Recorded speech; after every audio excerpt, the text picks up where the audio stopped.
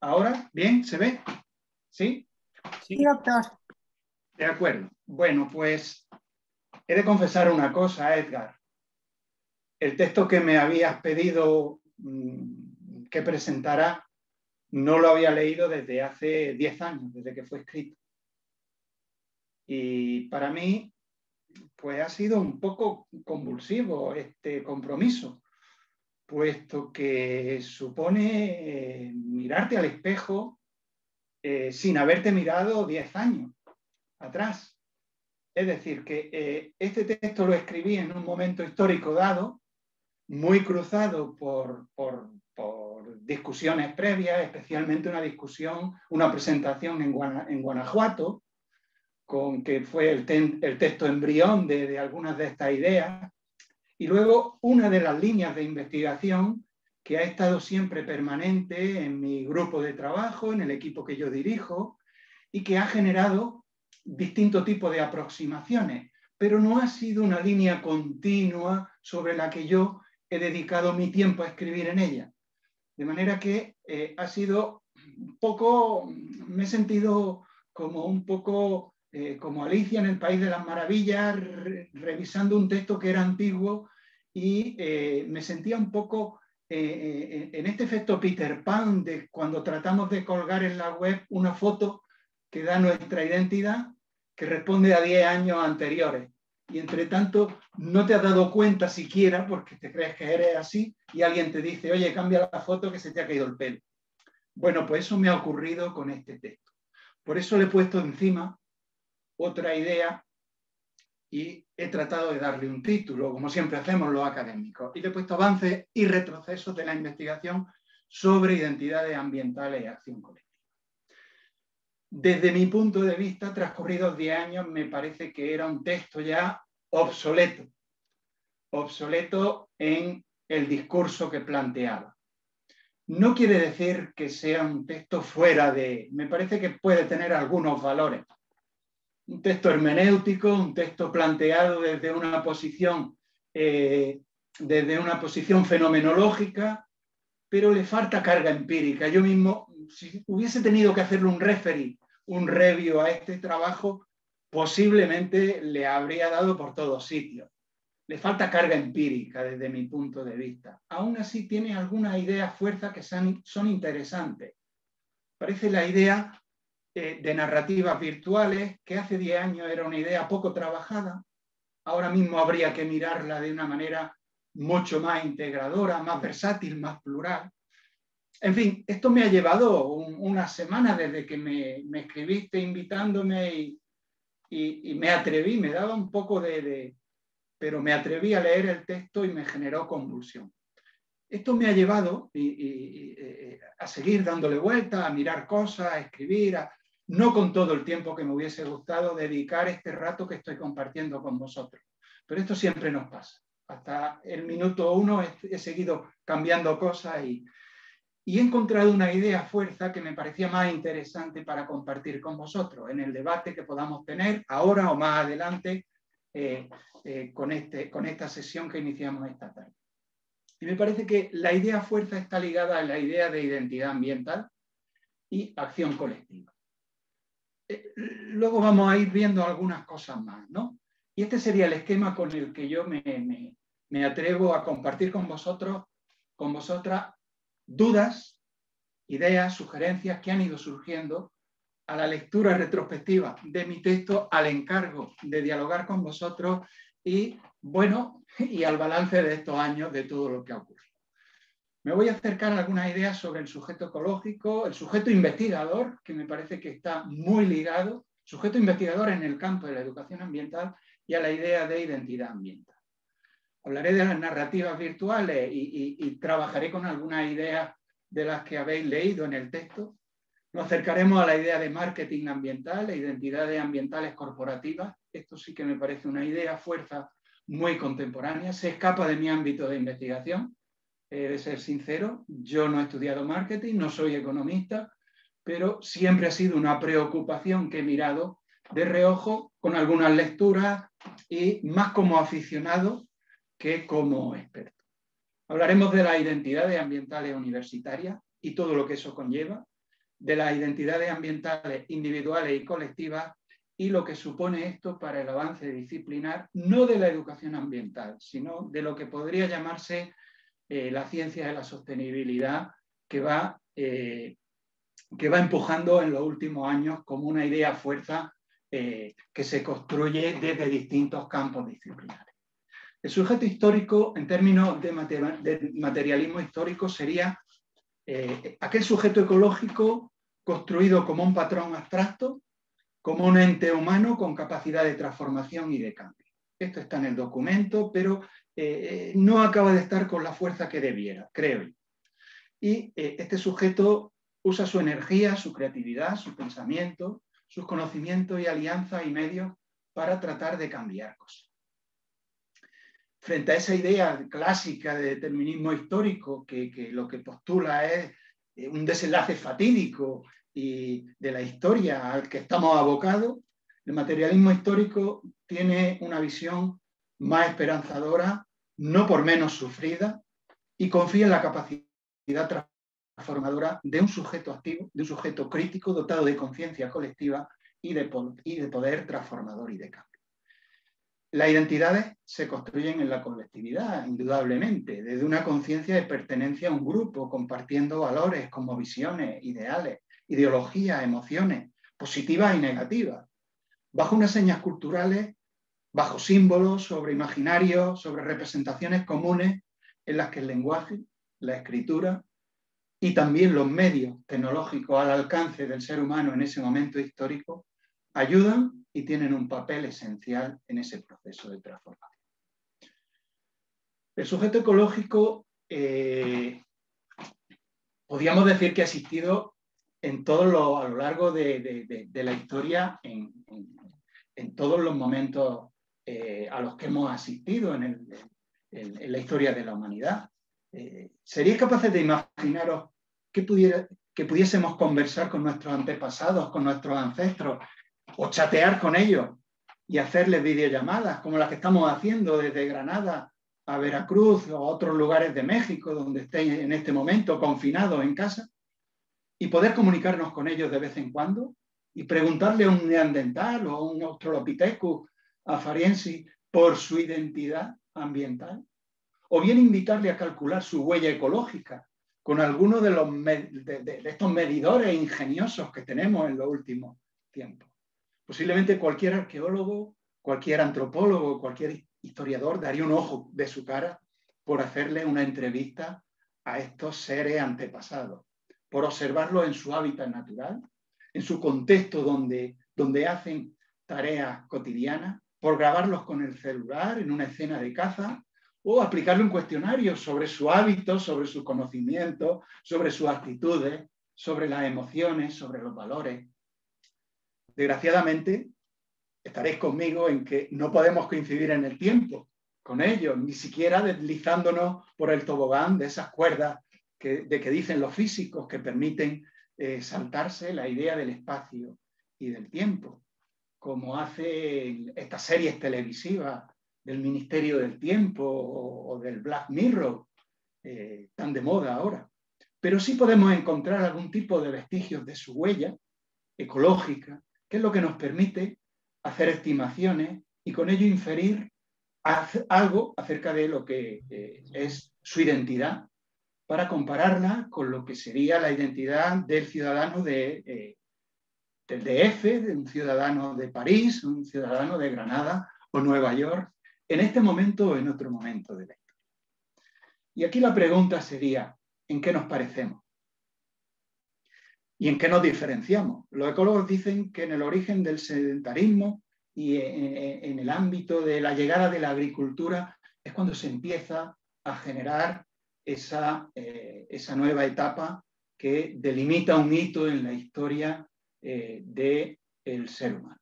Y esto, inevitablemente, de alguna manera, ha de generar algún tipo de huella en la identidad. Esa sería esa primera fase ecológica de cazadores-recolectores, donde los textos históricos hablan de más de 50.000 generaciones. Si buscamos otra frontera, otro hito sería, pues, no más allá de 8 generaciones atrás, donde la fase ecológica viene determinada por la sociedad de la alta energía. Y entre medias podríamos tener 400 generaciones atrás. Esta fase ecológica de la alta energía apenas se limita pues, a nuestros tatarabuelos o los tatarabuelos de nuestros tatarabuelos, que serían 8 generaciones. Es decir, pensar cómo el despegue exponencial que hemos tenido en apenas 8 generaciones ha sido abismal en lo que sería la evolución del ser humano a lo largo de esta identidad en la historia. Es evidente que la sociedad que habitamos no tiene nada que ver con la de hace apenas unas generaciones, y multitud de apelaciones a cambios circunstanciales la diferencian, ¿no? Ya sea por la transitoriedad o por la perdurabilidad de algunos de esos cambios. Cambios que de alguna manera en algún momento podemos llamarlos efímeros, ocasionales, o cambios que tienen mayor efecto de resistencia y que por eso determinan identidades más estables con el paso del tiempo. Esto ha llevado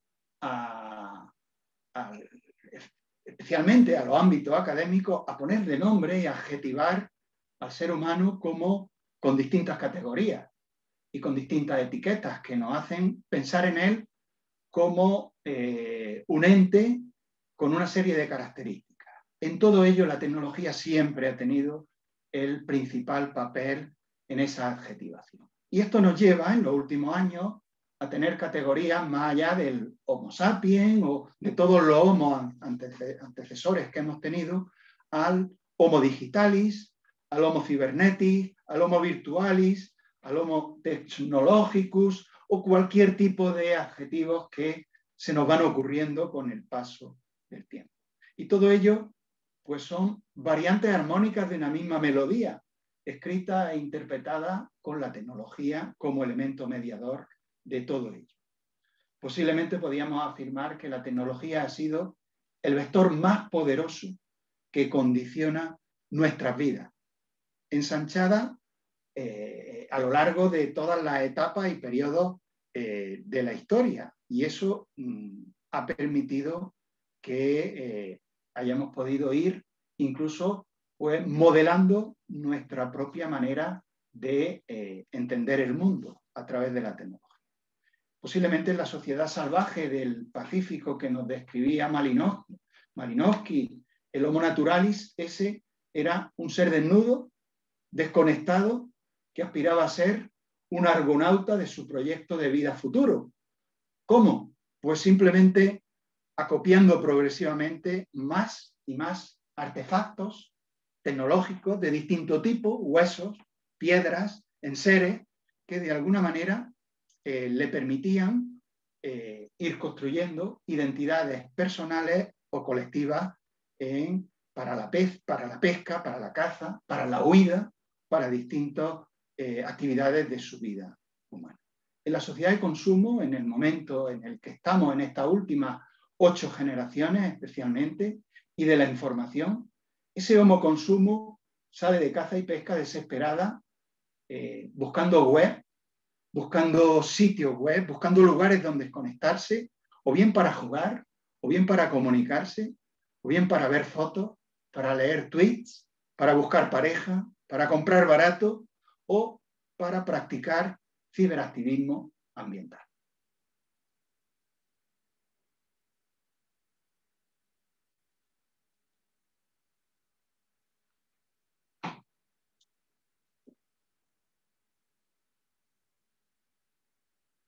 Aquí no estuve yo.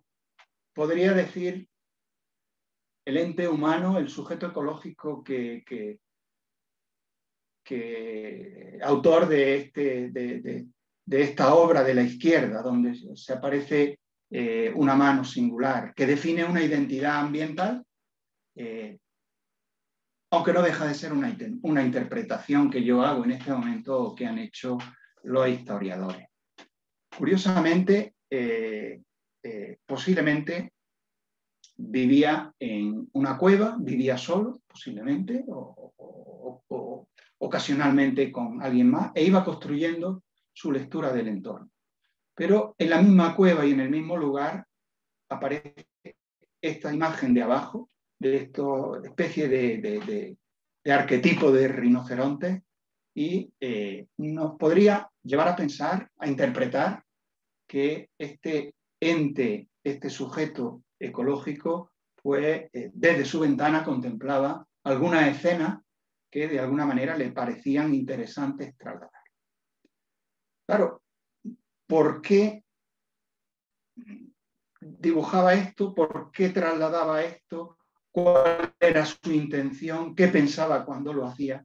Pues posiblemente por esto daría el ojo de la cara cualquier historiador de nuestro tiempo. Pero también, curiosamente, aparecen, bueno, estas dos imágenes que tenéis aquí, a la izquierda, tienen alrededor de 30.000 años y corresponden a unos dibujos encontrados en una cueva en el sur de Francia, en Chauvet de Pont d'Art. Seguro que en algún momento la habéis visto y habéis reconocido su iconografía. Claro, la pregunta podría ser en qué medida eran los emoticonos de aquella época con los medios tecnológicos a su altura y cuál era el tipo de emociones que trataban de... desde mi punto de vista, y no deja de ser una especulación, podrían ser interpretaciones de entidades ambientales con un fuerte peso individualista. Si las comparamos con las de la derecha, donde hay una idea de colectividad. De alguna manera, tanto en la primera como en la de arriba, de la derecha, como en la de abajo, ahí aparece como un cierto sentido del dinamismo de la colectividad. Incluso en la segunda, pues podríamos entrar en especulaciones interpretativas. No dejarían de ser algunas de ellas, pues, ideas más ligadas a la ciencia ficción que a otra cosa, salvo que tuviésemos evidencia. Esta segunda, las imágenes de la derecha, las dos, tienen 9.000 años. Cabe pensar la posibilidad de que en ese momento la identidad ambiental que predominaba en un determinado contexto estaba más marcada por aspectos de colectividad, puesto que nos situamos ya en un contexto de vida sedentaria, de colectividades y todo este tipo de cosas. Mira papá, huellas y manos pintadas.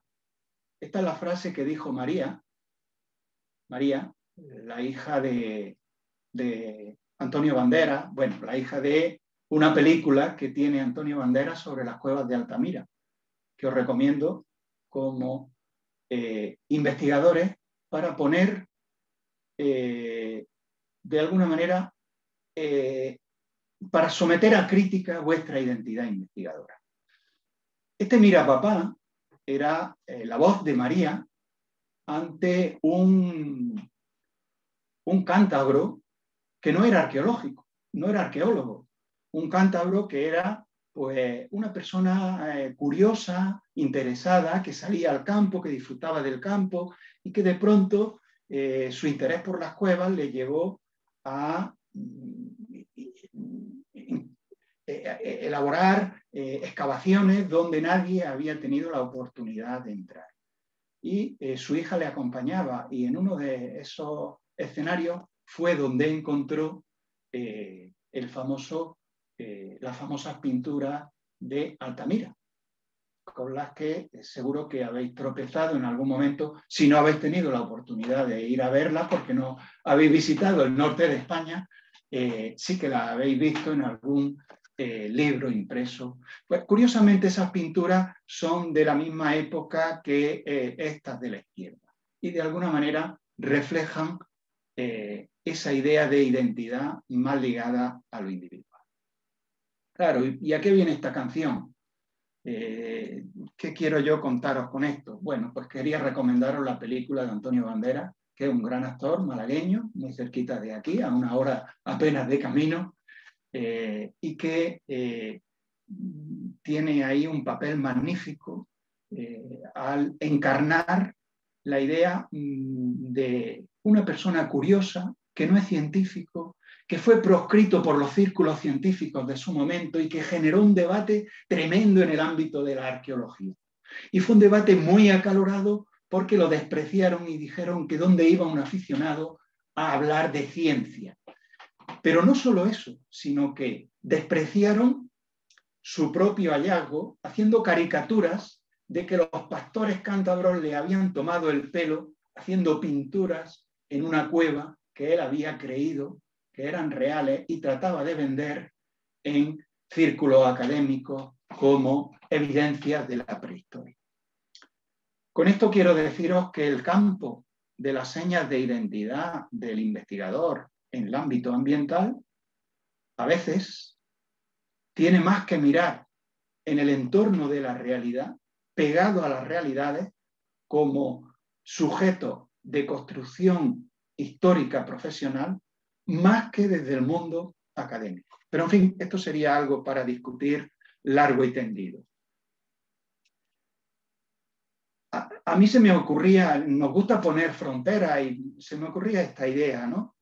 A la hora de preguntarnos cómo éramos, cómo somos, cómo seremos, pues posiblemente podemos distinguir 3 hitos en la historia de la narrativa del ser humano. La narrativa oral, la narrativa textual y la narrativa virtual. La narrativa oral lo que supuso fue la gran revolución cognitiva, porque, bueno, pues supuso la posibilidad de comunicarse y de generar, pues posiblemente, con el paso del tiempo, ir generando procesos de abstracción progresiva. Y llegado el momento, con la posibilidad de expresar simbólicamente esa idea y llevarla pues, a representaciones que luego derivan en la escritura, pues nos llevan a la gran revolución simbólica. Y esto va generando, sin lugar a dudas, cambio de identidad. ¿Por qué toda esta canción? Bueno, porque a mí me parecía que esto de la narrativa virtual tenía que tener algún antecedente, ¿no? Y yo creo que estamos en esa espiral, en esa exponencial de la alta energía. Ahí es donde se sitúa la narrativa virtual. Y desde mi punto de vista creo que supone también una gran revolución. Y la gran revolución viene determinada por el hipertexto, las redes sociales y el infinito poder de interacción que nos genera. ¿Cómo éramos, cómo somos, cómo seremos? Esto se preguntaban posiblemente algunos educadores ambientales de hace unas décadas, tratando de buscar lo que serían las señas de identidad de una nueva generación de educadores ambientales o de investigadores en educación ambiental que tratan de esclarecer esas tecnologías más íntimas de nuestras neuronas para, de alguna manera, descodificar cuál es la esencia de los programas educativos y tratar de empoderarlos como instrumentos críticos, transformadores, que permitan transformar y cambiar la realidad. Esto para la educación ambiental en sí supone un gran reto. Y yo creo que eso en el texto que comentábamos de hace 10 años está recogido como una idea fuerza.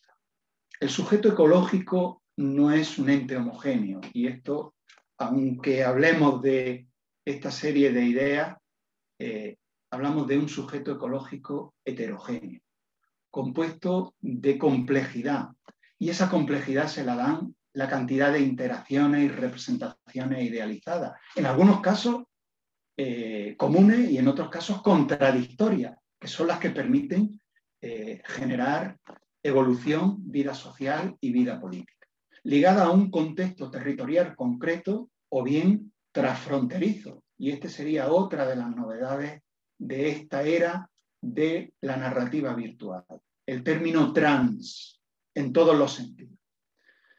Las coordenadas de este sujeto pues confluyen temporal y parcialmente en proyectos de mundo, en cosmovisiones, como digo, alineadas o contradictorias, que van cambiando a lo largo del tiempo. Y es en ese contexto donde la educación ambiental representa al mismo tiempo una crítica y una alternativa.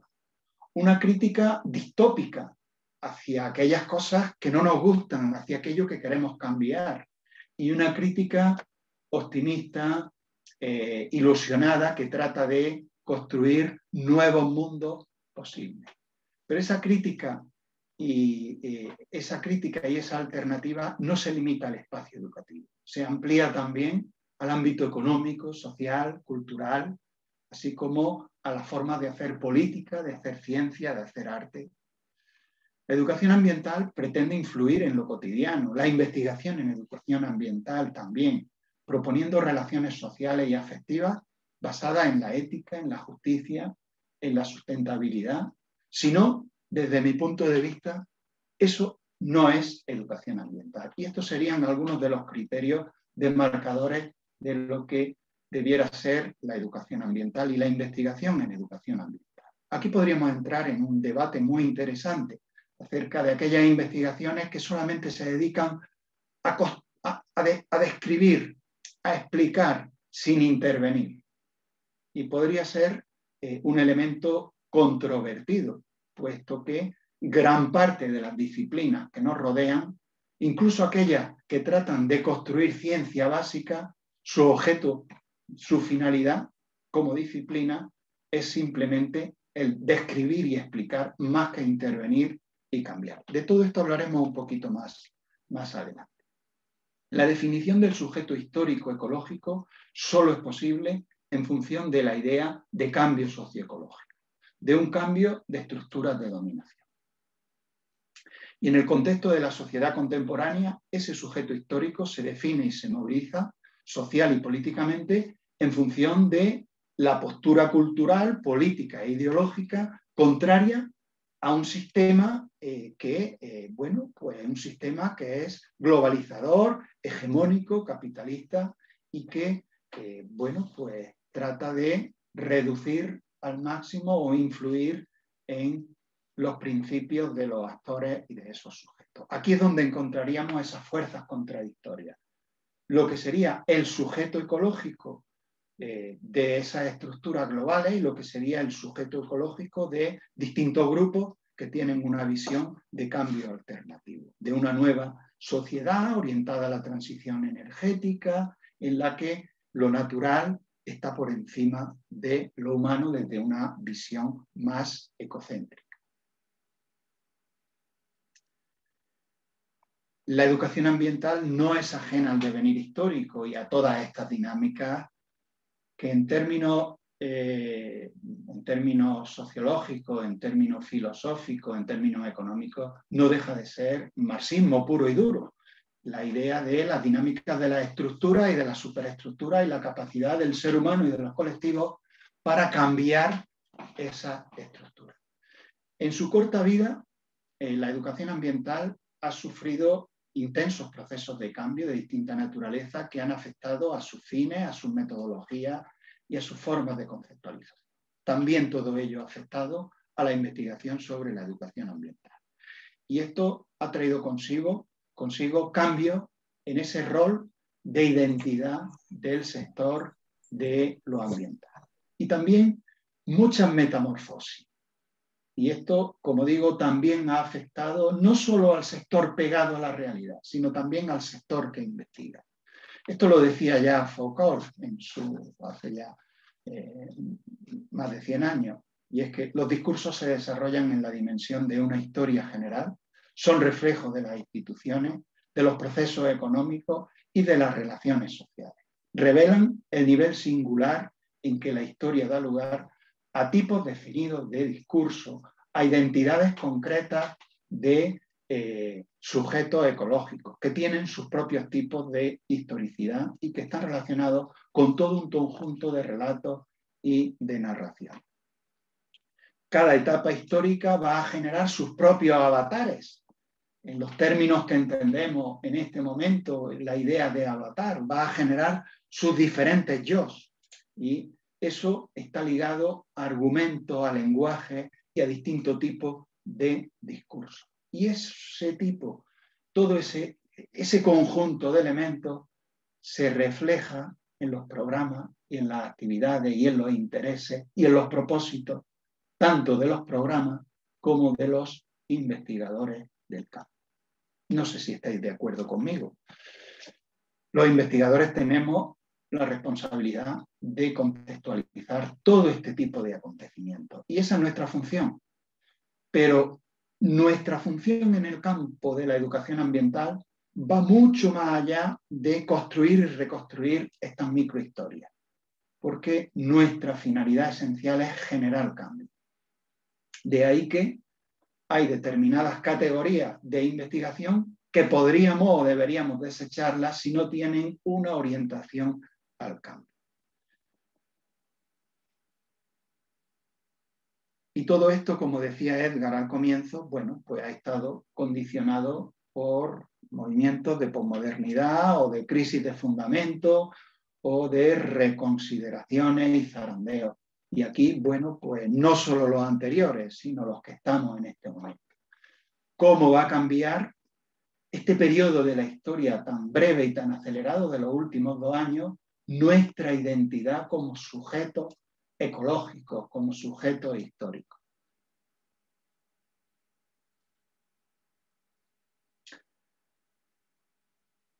La educación ambiental se ha ido consolidando progresivamente como un ámbito disciplinar sin estar ligada en el ámbito académico, sin estar ligada exclusivamente a un área disciplinar específica, pero se ha ido consolidando como un ámbito de investigación dentro del campo de las ciencias sociales que ha generado sus discusiones, sus productos académicos, sus vocablos, su lenguaje, sus metodologías.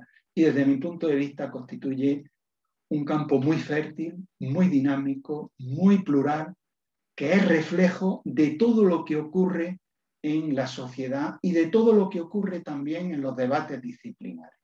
Pero tiene elementos añadidos que son esa idea que decíamos anteriormente, que es la proyección al cambio hacia la realidad. Isabel de Mora la define como un manojo, no de rosa, un manojo de historias narradas, narradas por los educadores ambientales, en las que esa narrativa se compone de diversos eventos ambientales, presentándose fundamentalmente como una historia, como una historia construida con un hilo conductor que de alguna manera va generando distintos tipos de fotografías y distintos tipos de visiones de quiénes somos, dónde estamos y hacia dónde vamos. Y todo eso se construye gracias a una trama común, en un marco conceptual condicionado por un contexto, por un arsenal, por una disponibilidad de tecnología y de metodología al servicio de, pues del objeto de estudio o del interés del programa educativo a desarrollar.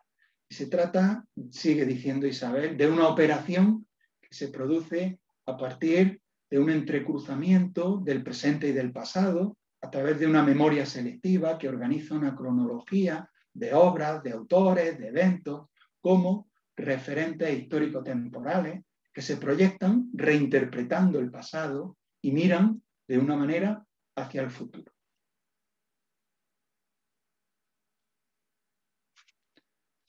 Esto también está recogido en el texto y me parecía curioso como considerarlo como 3 rasgos endémicos en el genotipo de la identidad ambiental. Claro, esto no deja de ser una caricatura, por eso decía que yo mismo me reía de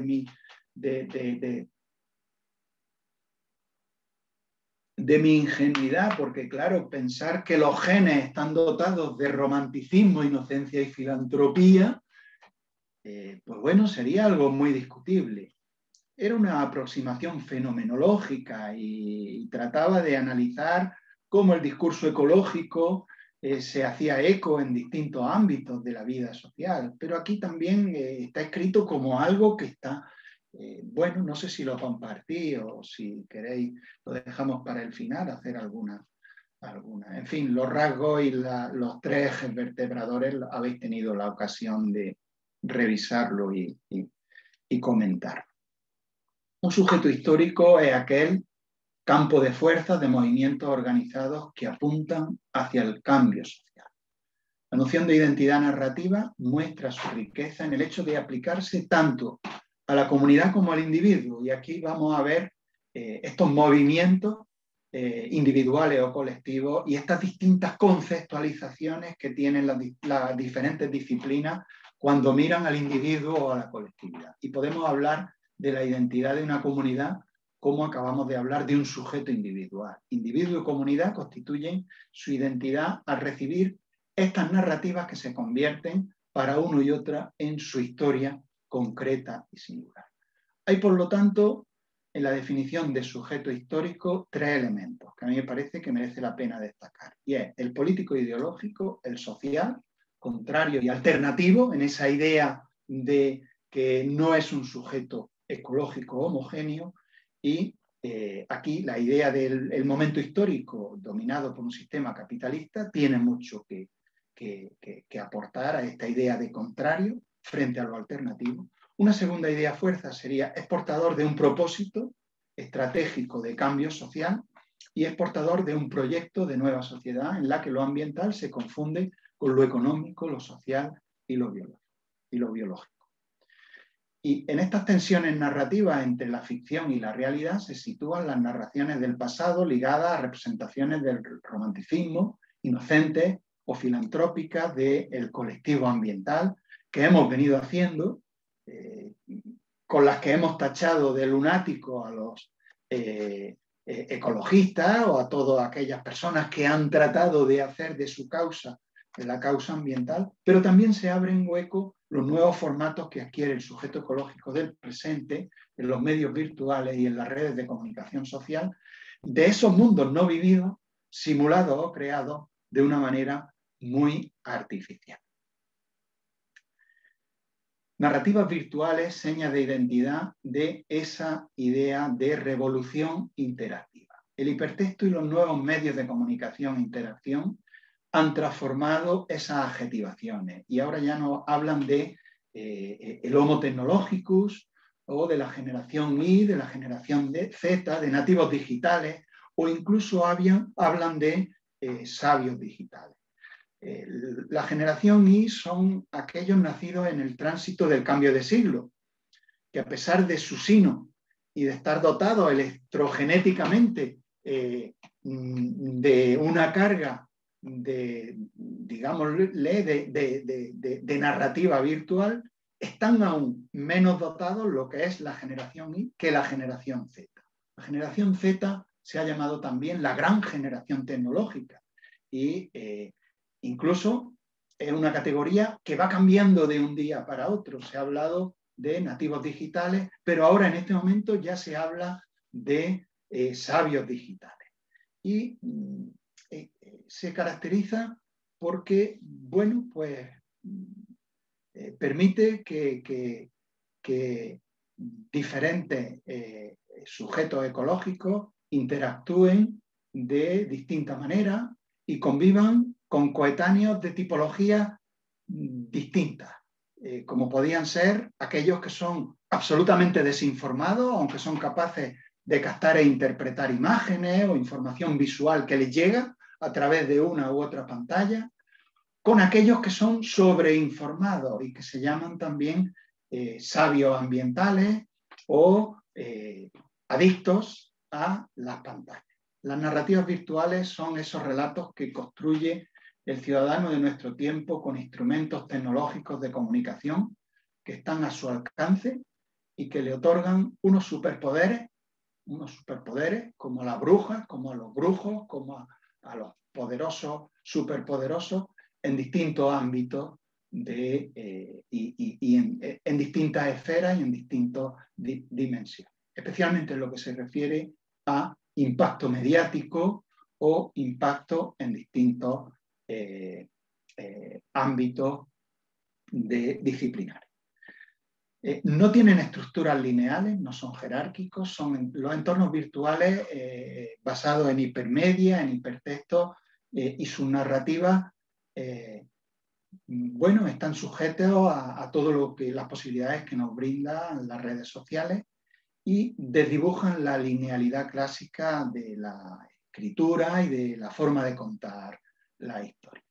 Rompen con todo, no tienen límites geográficos ni disciplinares, serían de esta idea de categoría trans de que hablábamos al comienzo, y admiten la participación y pueden ser instrumentos de denuncia, pueden tener censura, pueden ser vehículos de fake news o de ficciones.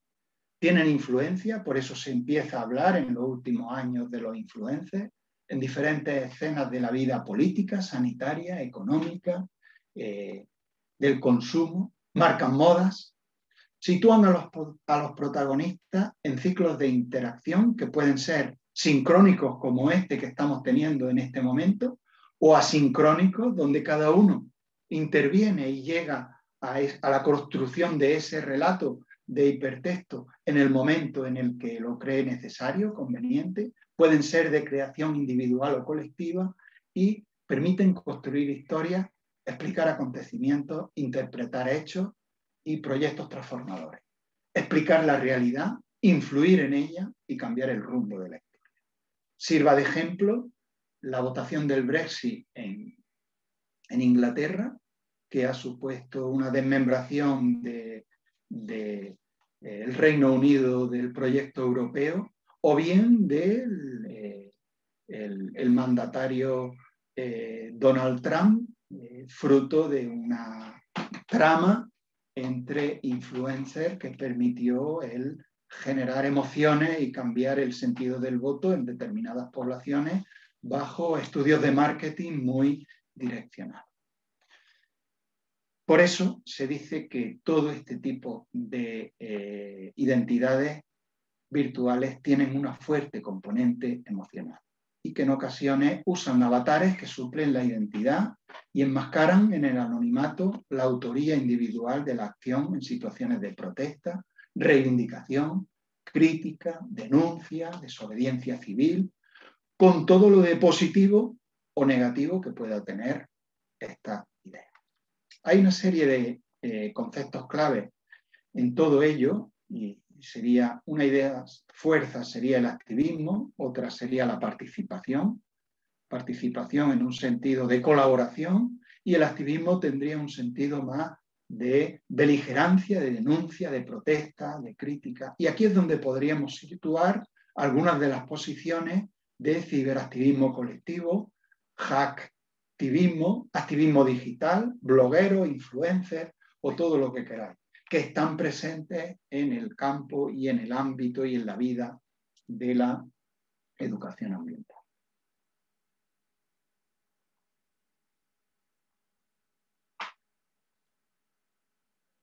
Meganarraciones, ecoesfera y avatares virtuales del sujeto ecológico. Todo esto lo tenéis en el texto que habéis manejado y de alguna manera lo que pone de manifiesto es la nueva realidad imaginada que venimos construyendo en esa etapa de la alta energía y que está auspiciada por tecnologías que incorporan artefactos y sistemas de comunicación en tiempo real, integradas en redes sociales activas, que hacen posible añadir a nuestro arsenal de información la historia electrónica y comentarios almacenados en el entorno que nos rodea.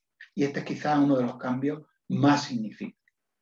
Y ello, bueno, pues se pone de manifiesto en la ecoesfera, en la ecoblosfera, en la EcoSecond Life, y nos permite, en la sociedad de la información, alquilar varias películas de contenido verde para el fin de semana, bloguear para actualizar nuestros ficheros verdes y programar itinerarios virtuales en las diferentes convocatorias, otoñales o primaverales, así como buscar empleos verdes o programar en nuestro simulador de vida una vivienda energéticamente sostenible, un ecojardín con plantas autóctonas, una ecomascota que contribuye a la conservación de las especies en el entorno local, o incluso una empresa no contaminante inspirada en la filosofía de la antideslocalización.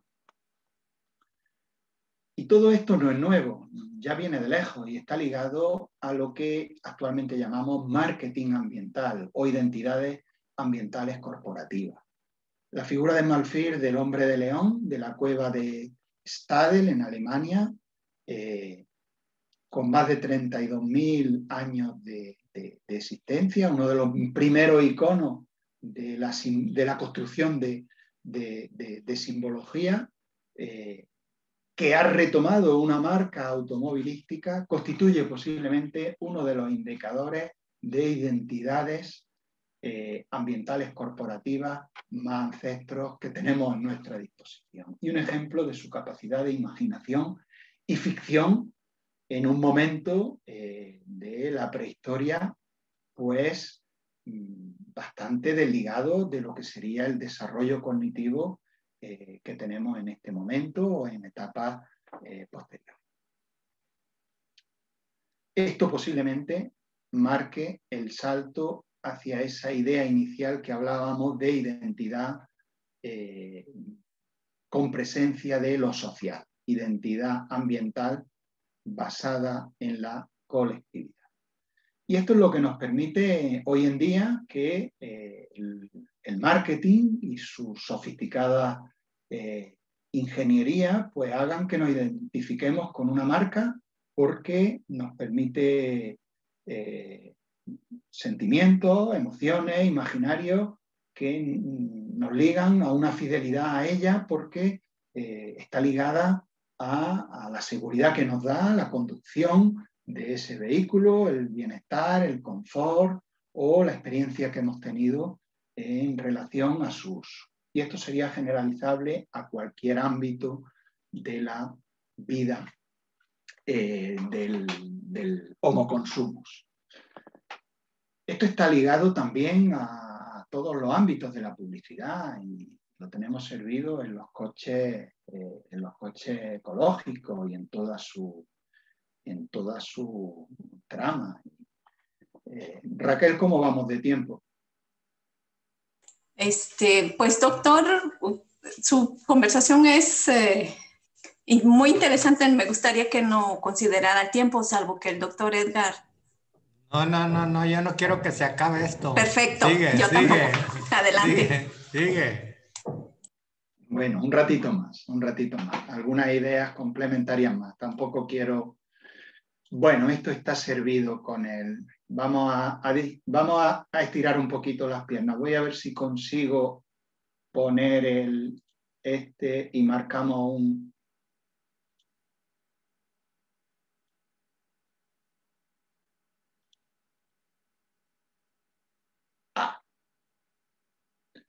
Puñeta. Si no, doctor, ¿me puede, por favor, copiar la liga y ponerla aquí en el chat y yo lo transmito? Vamos a intentar.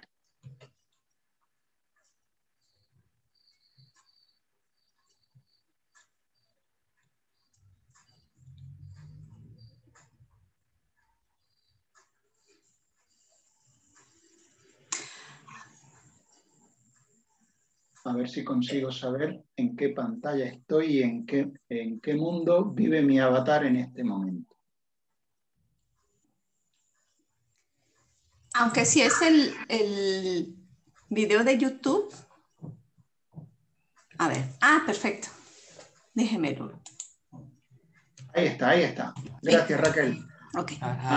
Aquí tenemos sabios digitales en este grupo. ¿Por qué solo las estrellas de Hollywood pueden tener un coche ecológico?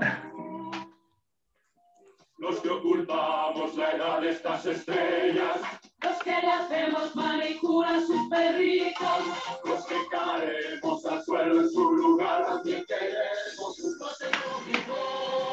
Creo que no se ve el video. Todos sus divorcios, los que limpian la tercera parte.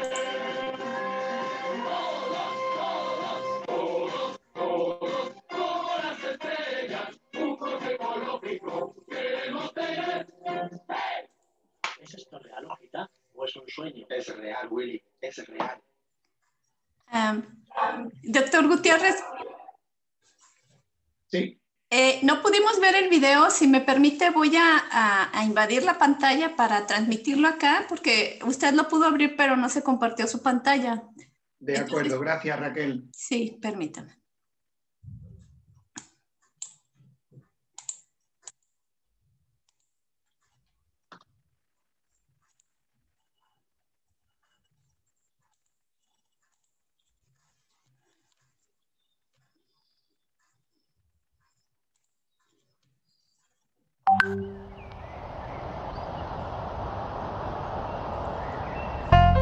¿Por qué solo las estrellas de Hollywood pueden tener un coche ecológico?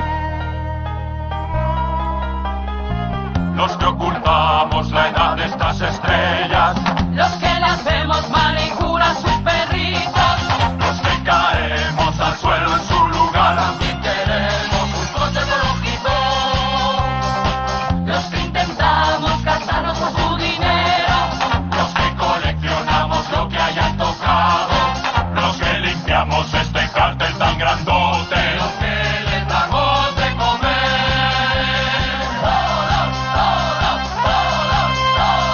Todos queremos también poder un coche por fin tener ecológico. ¡Hey! Todos como las estrellas, un coche ecológico. Tener, ¡hey! ¿Es esto real, hojita? ¿O es un sueño? Es real, Willy, es real. Seguimos adelante, prescindimos de ello, lo dejamos como tarea. ¿Sí? Sí, doctor, listo. Adelante.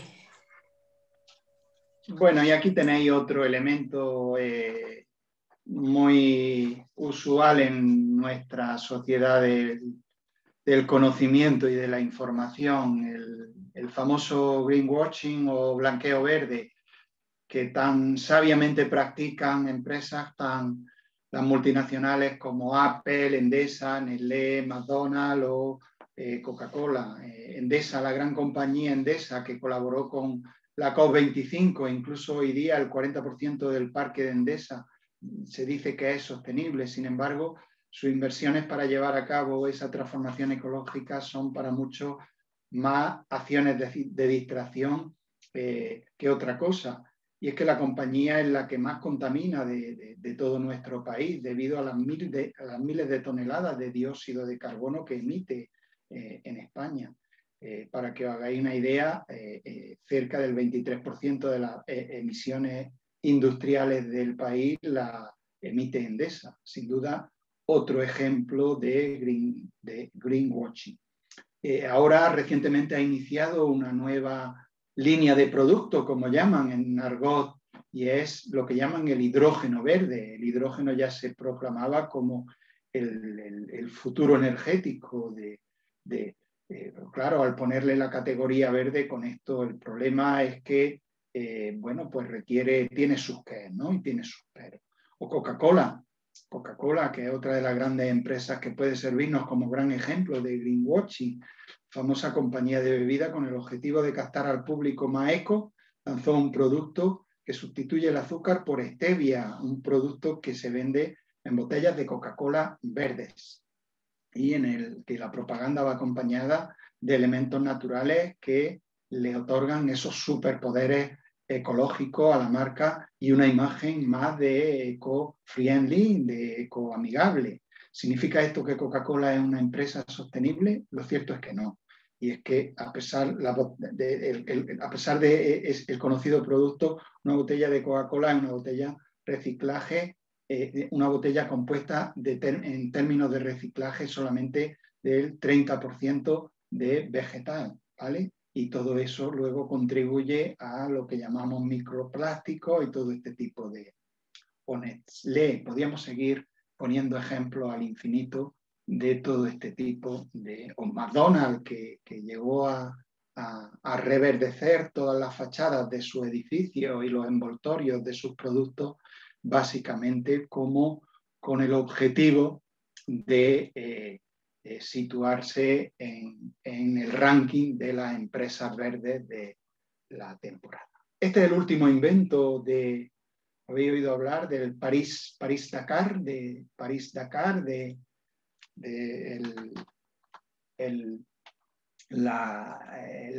La competición esta que pasaba por las zonas de Tuareg, y a veces salían los Tuareg y disparaban a los vehículos de la competición porque habían invadido su territorio, y en algún caso pues podía ser su territorio donde tenían el sustento diario. Bueno, pues ahora el último invento es que se llama el Extreme Odyssey 21, el último engendro que intenta poner el foco en la desertificación del planeta por el cambio climático. Y aquí, junto con la defensa del cambio climático, incluyen la paridad, y es que hay corredores y corredoras en igualdad de condiciones. Y para blanquear la imagen, en vez de coches que emiten CO2, pues son coches eléctricos, ¿no? O sea que estos coches son la promesa del futuro para atravesar el desierto de Atacama sin emitir ningún tipo de CO2. Bien, esto de las identidades ambientales corporativas es algo que está muy entendido. Y bueno, pues yo no soy futbolero, pero no deja de ser otro elemento. Supongo que todos conocéis y todos habéis oído hablar del Real Madrid o el Barcelona, con su homónimo... Soy del Barça, soy del Barça. Pues muy mal, Edgar, muy mal. Podía ser del Granada, que está jugando hoy con el Manchester. En fin, no lo voy a ver. No. Me alegro. Supone luego hablamos. De identidad, ser del Real Madrid o del Barcelona. Esto es lo mismo que ser de una entidad ecologista o de otra, o de haber aprendido a leer con un método analítico sintético, ¿no? Con todo lo que eso lleva de cara a nuestro proceso lector, el aprender a leer con un método Freinet o con un método más silábico que nos parte la realidad y fracciona. O ser gallego o ser andaluz. Yo sé que tú eres más gallego que andaluz, Edgar, pero todavía tengo como reto dentro de mis identidades ambientales reconvertirte. Pronto iré a Almería, pronto iré a Almería. Trabajar en un hotel certificado con una carta de política de compromiso de la calidad ambiental y que promueve el turismo verde supone otro de los elementos de identidad sofisticada en la que empiezan a trabajar los directivos de formación de su personal. Porque este tipo de personal atiende a un tipo de cliente específico. Y esto va ganando en sofisticación, porque detrás de todo ello hay dinero. Y no deja de ser un elemento de identidad ambiental. Titularse en una ingeniería en un campus de una universidad con lo que llamamos microcredenciales, que es lo que está ofertando ahora mismo algunas empresas fuera de la universidad, y son paquetes de formación acelerada, muy condensados, que permiten tener una identidad formativa en el dominio de una determinada parcela de la realidad. En este caso, la identidad podría ser el cursar unos microcréditos de voluntariado ambiental.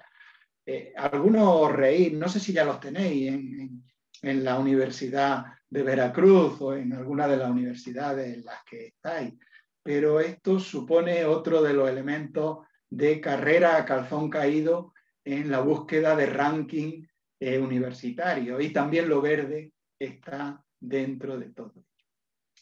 En el ámbito de la educación infantil, el pertenecer a una escuela Montessori, a una escuela Freinet, a una escuela Summerhill, o lo que se llaman ahora mismo escuelas del bosque, ¿no pensáis que genera una seña de identidad de alguna manera? El haber estudiado ahí algo te dará, ¿no? O sea, que tú sales certificado con un ecosello de alguna manera. Esto, con sus pros y sus contras, está empezando a venderse. Especialmente en la pandemia, yo encuentro en la prensa y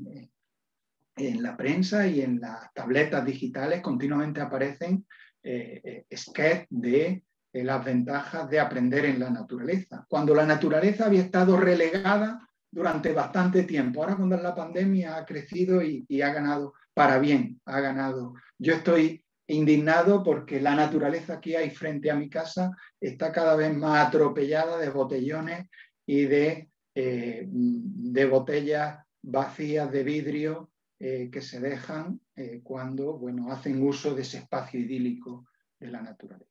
Estoy iniciando algún estudio longitudinal ligado al tema. Pertenecer a Greenpeace, Amigos de la Tierra, a Fridays for Future o a Extinction Rebellion, ¿en qué medida esto nos marca la diferencia y nos da una seña de identidad distinta? Identidades, sellos, marcas y valores y etiquetas.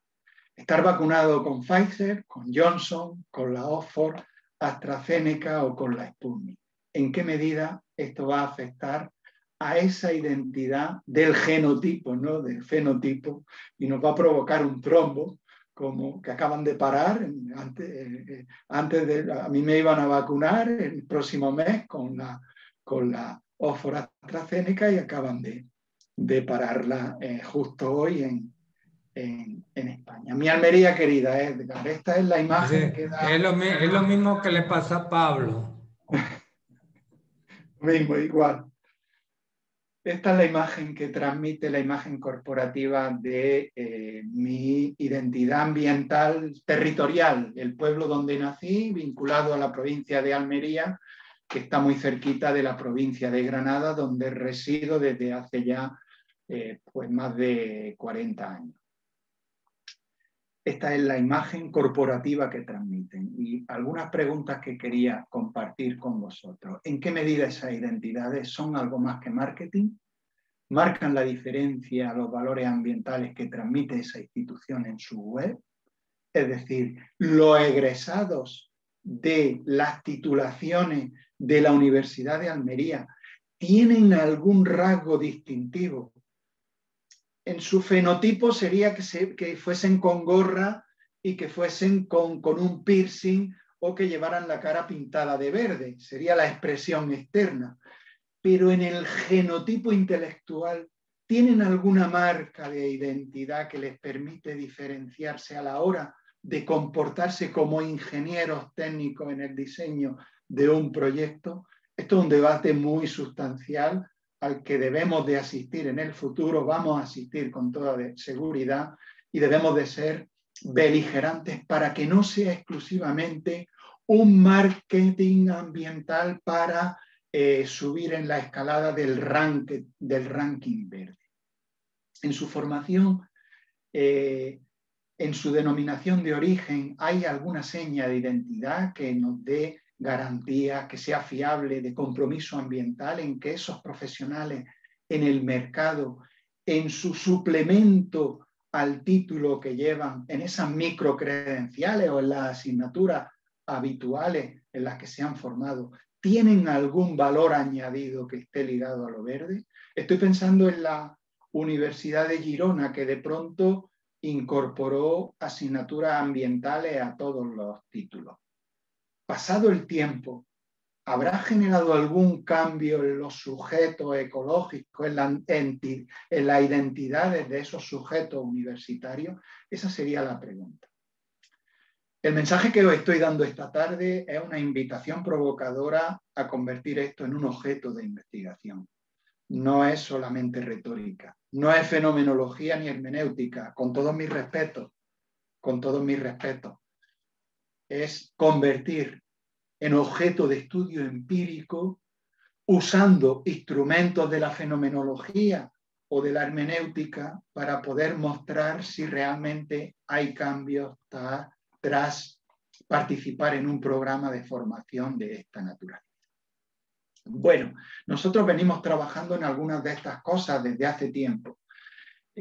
Aquí tenéis uno de los últimos trabajos publicados con mis colegas del grupo de investigación, que lo que hace es hacer un análisis de las señas de identidad de la Universidad de Andaluza para ver cómo nos transmiten, qué valores ambientales están transmitiendo en sus páginas web, en sus documentos declarativos de políticas estratégicas, en lo que es la columna vertebral de sus políticas, en qué medida su misión, su visión, sus valores, sus objetivos, en términos declarativos, documentales, expresamente hay una mención.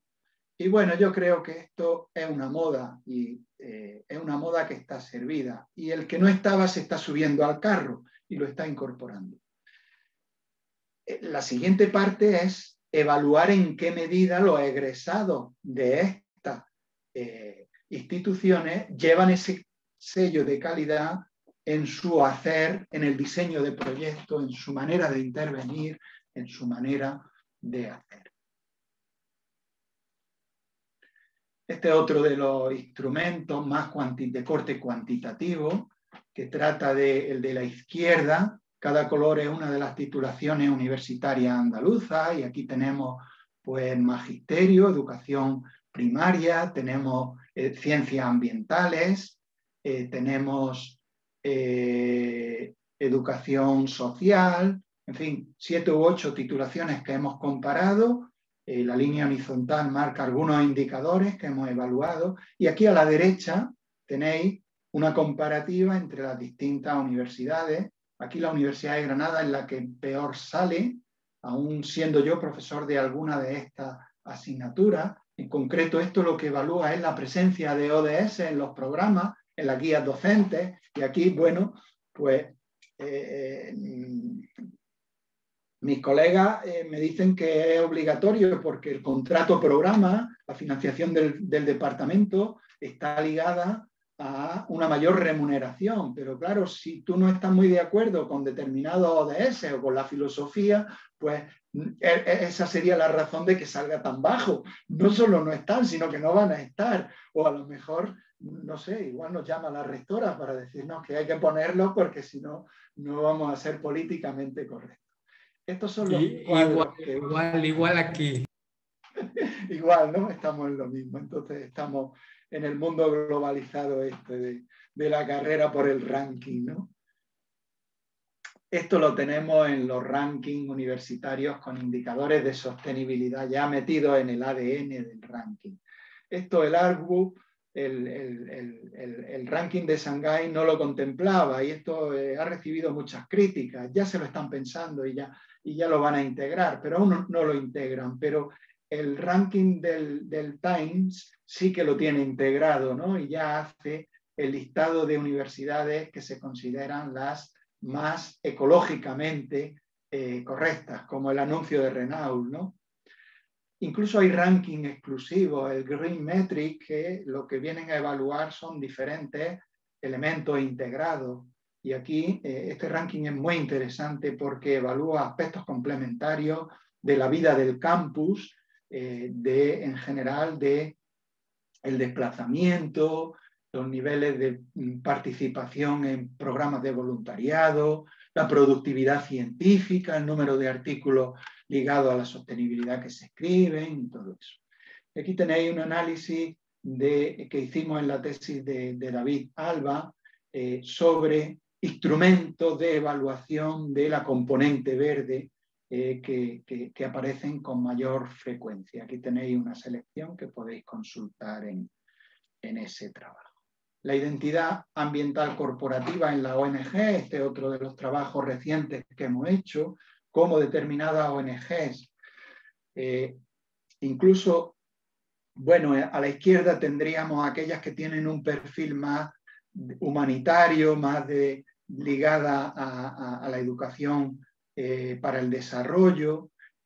Aquí en el centro tendríamos las que son más de tipo Greenpeace, ecologistas, de vocación más de compromiso ecológico, y aquí de compromiso naturalístico, ¿no?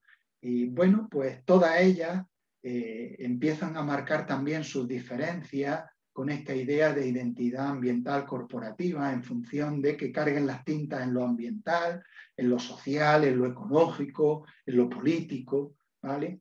Bueno, esta sería una de las grillas que hemos usado para analizar algunas de las dimensiones de los elementos. Pero esto está llegando incluso a los parques naturales, o sea que ya no vale solo con la identidad de ser natural, sino que el parque debe de estar certificado y acreditado de que es natural, ¿no? En Andalucía tenemos una asociación para el desarrollo rural de Andalucía que certifica la calidad de los parques y lleva además asociado un paquete donde el vino, las chacinas, el jamón que se produce es jamón certificado ambientalmente. Bueno, esto sería ya rizar el rizo, ¿no? Aquí tenéis una de las líneas de investigación a la que yo he dedicado más energía a lo largo de toda mi vida, a los equipamientos ambientales, los centros de educación ambiental, aulas de naturaleza, granjas, escuelas, y también tienen su seña de identidad corporativa y también tienen su club de excelencia. Este sería el club de excelencia de la red andaluza de espacios de equipamientos ambientales. Aquí no entran nada más que los más selectos, aquellos que se consideran la élite. Un trabajo reciente que no está publicado, está a punto de ser de ser sometido a revisión, ya lo hemos mandado, está ligado a la hipótesis de trabajo. Era la siguiente: ¿cómo han sobrevivido estos equipamientos en la pandemia cuando se han debido de cerrar y algunos se han reconvertido virtualmente y han empezado a hacer ofertas virtuales educativas en función de actividades virtuales? Y hemos analizado un poquito todo eso y hemos descubierto que hay una correlación significativa entre aquello que en función de una serie de variables se podrían considerar como equipamientos de calidad, de aquellos otros que son pseudoequipamientos, que venden bodas, bautizos y se dedican a organizar eventos de toda naturaleza, cumpleaños, todo este tipo de festividades, y que nada tiene que ver con lo que podría ser una seña de identidad ambiental auténtica y verdadera. Identidades ambientales de marca más personal, y aquí esto entra en los trabajos de investigación muy jugosos que han empezado a hacer algunas disciplinas en el campo de más de la sociología ambiental, de la antropología o de las ecologías de la comunicación, ¿no? Y este sería el ejemplo más emblemático, el fenómeno Greta Thunberg. Y aquí la idea o las preguntas significativas de investigación podrían ser: ¿cuáles demonios son las claves del éxito de su liderazgo? Con todas las críticas incluso que ha tenido demoledoras hacia su personalidad o hacia la manipulación de los padres y todo lo que... Hay una frase que se ha convertido en el eslogan de políticos actuar y los políticos hablan y los líderes actúan, ¿no? Pero hay 2 o 3 frases que ha sacado también en la pandemia, de manera que también se ha reconvertido, porque no ha podido salir en los viernes a manifestarse, ¿no? Y ha seguido, no solo ha seguido manteniendo su nivel de seguidores, sino que ha subido a lo largo de estos días. ¿Qué demonios hay detrás de todo esto? Este sería nuestra identidad investigadora, sería el gran reto que tendría para afrontar de alguna manera, ¿no? Hay algunos trabajos ya sobre todo esto que lo que tratan de analizar son las distintas iniciativas, corrientes, qué perfiles se están llevando a cabo. Y aquí tenéis 2 clústeres, 2 grupos, lo que sería la corriente más ambientalista y corriente ecologista. No sé si los nombres son más acertados, posiblemente podrían ser sujetos a debate y a crítica, a análisis, pero bueno, de alguna manera buscan parecido entre esas identidades, y tenemos el bloque de la derecha donde se sitúa más algunas entidades de corte más ligado a un ambientalismo conservacionista, tipo Greenpeace, la WWF, y en el centro estaría este movimiento de Greta Thunberg y algunos otros más a la derecha, como corrientes más preocupadas por otro tipo de aspectos de la vida social o política, ¿no? Quiero decir con esto que todo esto, hace 10 años, cuando escribíamos ese artículo, no estaba, porque no estaba en la realidad que vivimos ahora, y todo esto es objeto de investigación. Desde el ámbito de la educación le hemos entrado con menos fuerza a este tipo de temática. Sí que le hemos entrado con mucha energía a lo que es el aprendizaje virtual, a las ecologías virtuales ligadas a la enseñanza universitaria y al ámbito no universitario. Pero no hemos buscado vínculos con el ámbito de la sostenibilidad.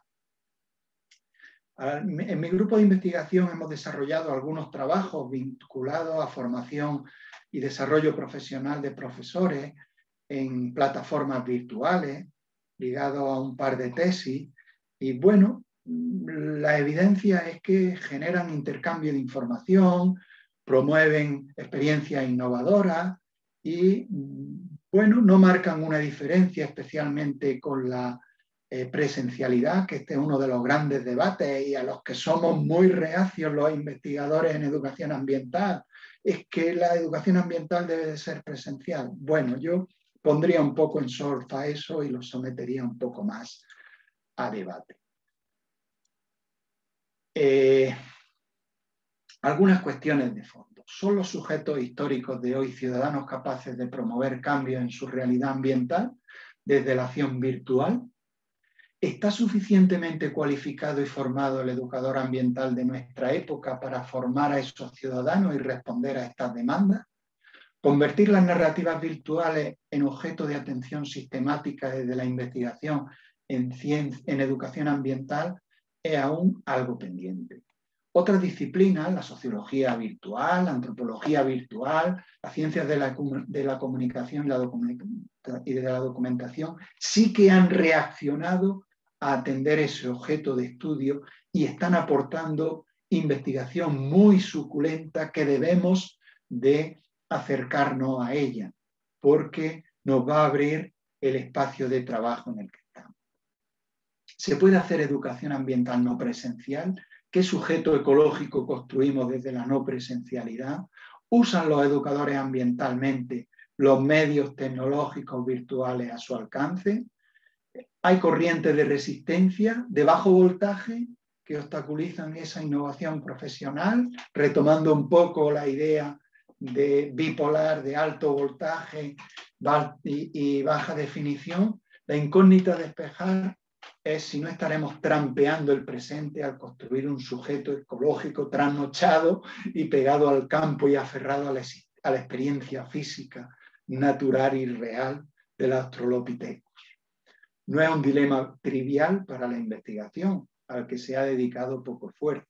¿Cómo hacer compatibles estos nuevos mundos virtuales, estas nuevas narrativas, con las demandas de un sujeto ecológico modernizado, no atemporal, de nueva generación, que sea capaz de integrar los nuevos cánones del ciberactivismo, de la participación ambiental, de la acción coordinada desde el desarrollo profesional, desde ese avatar virtual que ya todos hemos ido construyendo de una manera forzada o acelerada en este último año, de estos estándares narrativos no lineales que nos brindan la pluralidad de medios a nuestro alcance? Corrientes actuales reivindican desde la teoría del déficit de la naturaleza, a pesar de que la vitamina D se sintetiza tomando el sol y amparada en los ámbitos de las ciencias de la salud, de la medicina, esa vuelta a la naturaleza que predicaba Rousseau, el contacto con la tierra, los pájaros y las flores. No estaremos cayendo en otra nueva miopía ante otro de los grandes espejismos del campo, al negar las coordenadas del presente virtual en el que vivimos y nos eternizamos cada vez más. ¿Qué vuelta de tuerca hemos de darle a la alta definición tecnológica para ponerla al servicio de la sostenibilidad? ¿Tiene algo que hacer y decir la educación ambiental, más allá del currículum idiotizado aparentemente neutral ante los conflictos vitales y cruciales que nos estrangulan y atormentan en forma de crisis ambiental, de pandemias, de gestores inútiles, de catástrofes asociadas a causas naturales? Bueno, y me paro aquí. Tenía algo más que compartir con vosotros sobre el sujeto investigador, pero son las 8, yo creo que como entrante me parece que hay elementos para debatir un poquito si lo consideráis oportuno. Gracias, Pepe. Ya les he puesto de trabajo de fin de curso esta serie de preguntas que nos has dejado al final y de eso depende su acreditación al programa. Bueno. Mira, Pepe, te agradecemos muchísimo este trabajo porque pues no es difícil, ¿no? Entender que para presentarnos esto hoy le has dedicado mucho tiempo, mucho de tu valioso tiempo a preparar, a rescatar todas estas reflexiones que nos ayudan a pensar desde hace 300,000 años quiénes somos y dónde estamos. Entonces, bueno, hay muchas preguntas seguramente. Yo no voy a querer acaparar esto. Yo también tengo mis preguntas sobre el mismo concepto de sujeto moderno, que creo que requiere debatirse un poco más. Pero quisiera dejarle este espacio, este breve espacio que nos queda a los estudiantes, que sean ellos los que expresen, no sé, su perplejidad, su lo que sea, frente a esta presentación que nos has hecho hoy generosamente. Así que chicos y chicas, pidan la palabra, por favor. ¿Sí?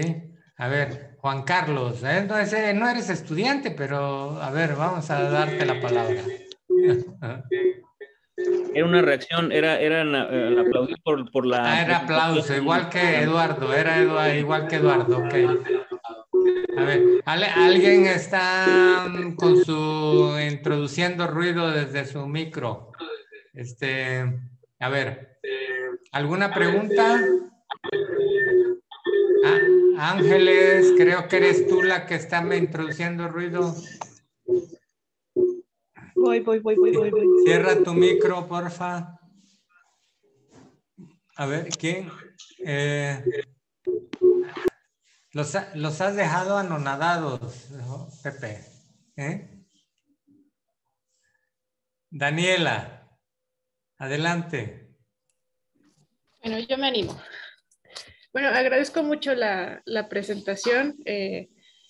Sí genera muchos cuestionamientos y bueno, yo le platico, doctor, que trabajo con educación ambiental en jardines botánicos con la doctora Laura Bello y pues yo trato de aterrizar toda la información que nos comparte a mi proyecto de investigación y yo identifico dos elementos que ocurren en los jardines botánicos en los que puedo identificar entornos virtuales.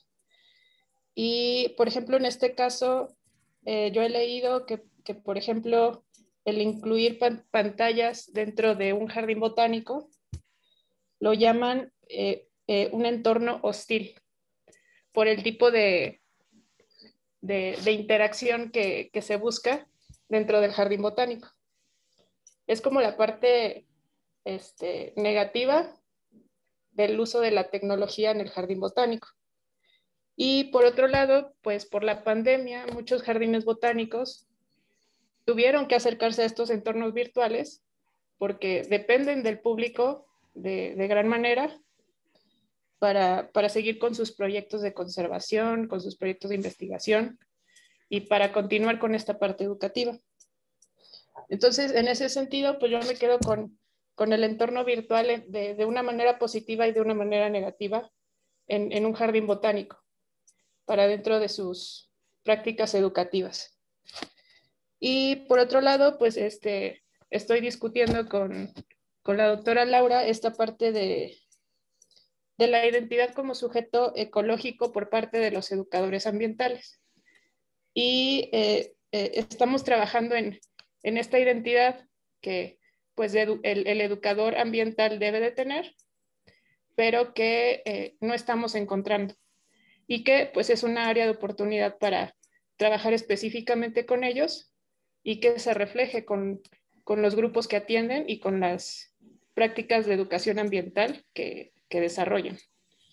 Y bueno, agradezco mucho el haber compartido tiempo con nosotros y le quería compartir en qué aterrizo la información que nos da en mi proyecto de investigación en jardines botánicos. Gracias. ¿Alguien más? Pepe, ¿quieres hacer algún comentario o prefieres? Me parece muy interesante la intervención de Daniela, muy bonito el tema de estudio, me parece un tema muy pertinente, muy necesario. Y yo te formularía una pregunta acerca de la identidad natural o artificial del jardín botánico. ¿Y en qué medida el incorporar tecnología lo va a naturalizar más o lo va a artificializar más de cara a su finalidad como jardín botánico, ¿no? Pero bueno, lo hablaremos en otro momento y dará de sí. Es una pregunta muy interesante desde el punto de vista filosófico, porque se remonta al concepto de naturaleza en el ámbito de la filosofía, ¿no? Y el concepto de naturaleza en este momento debe de ser reconstruido también, porque la naturaleza también es artificial. Si hablamos del ser humano, el ser humano, pues vamos cargados de artefactos y cada vez más al servicio de nuestra salud, pero también al servicio de la inteligencia artificial externa que nos vamos a ir incorporando progresivamente en forma de microchip que agranden nuestra memoria y no nos hagan tener artefactos muy voluminosos en nuestras manos y en nuestro entorno. Pero bueno, esto es ciencia ficción y novela de Aldous Huxley que hablaremos en otro momento. Bien. A ver, chicos, aprovechen. Está abierta la ventanilla. A ver, Raquel. Daniel tiene prioridad, pero me guardo el segundo turno. Gracias, doctora Raquel. Muchas gracias, doctor José, por la exposición. Ha sido de gran utilidad y de mucha claridad. Me presento, bueno, yo soy Daniel y yo estoy trabajando con entender el papel que juega la comunidad LGBT, las diversidades sexogenéricas, en el movimiento ambiental y en la educación ambiental. Y me brincó mucho un término que utilizó, que fue la lectura del entorno, como un proceso, una herramienta que debemos de hacer como sujetos ambientales. Y pensando en la primera parte de mi proyecto, donde estoy haciendo un análisis de la historia de la diversidad sexogenérica, bueno, de la lucha de las diversidades sexogenéricas y de la lucha ambiental, me pongo a pensar en cómo es que porque pues todas las luchas sociales llevan un componente de cambio, pienso yo, o tendrían que ir hacia allá, pero estaba pensando en cómo es en la lucha de las diversidades sexogenéricas, cómo se ha percibido ese entorno y más el entorno no humano, cómo ha sido percibido por estas diversidades, a diferencia de la lucha ambiental, que prácticamente sí tiene una visión un poco más allá de lo humano, ¿no? Un poco más holística. Entonces, pues nada, me quedo con ese concepto para profundizarlo un poco más en mi investigación. Y yo nada más me gustaría preguntarle, usted ¿cómo cree que vayan encaminadas las luchas sociales en torno al componente ambiental? ¿Cómo es que podríamos llegar a que este componente penetre un poco más en las otras luchas sociales? Bueno, te voy a responder a la primera. La segunda me lo voy a pensar. Hay algunos trabajos muy interesantes relacionados con las emociones y con un determinado tipo de emociones, como es la ira, la rabia, la ira, una de las emociones primarias. Y ahí empieza a haber literatura muy interesante sobre el tema, como elemento de identidad para determinados colectivos. Esto en la historia del movimiento obrero es lo que ha generado el tener vacaciones, incremento de sueldo, unas condiciones de trabajo más y también una conciencia social de obrero. Estoy seguro que va a encontrar alguna referencia en la literatura a este tipo de elementos que sirven para cohesionar, elementos adversos del exterior que sirven para generar grupos con identidad cuya finalidad es defenderse ante una agresión adversa por una condición de género, por una condición territorial, por cualquier tipo de... me parece un tema muy interesante. Y la segunda pregunta, voy a consultar esta noche mi bola de cristal para ver dónde podemos converger Veracruz y Granada en un proyecto de Pangea que nos permita transformar más cosas de las que humildemente tratamos de transformar en nuestro trabajo universitario cotidiano o en vuestra tarea como estudiantes de doctorado en la que estáis en este momento. Gracias, Daniel. Muchas gracias, doctor. Tomo la palabra. Gracias, doctor. Raquel. Gracias. Son dos preguntas, doctor Gutiérrez. La primera es, viendo el despliegue que hizo del asunto del greenwashing y el uso que ha hecho la publicidad comercial, digamos, tomando o apropiándose de lo ambiental.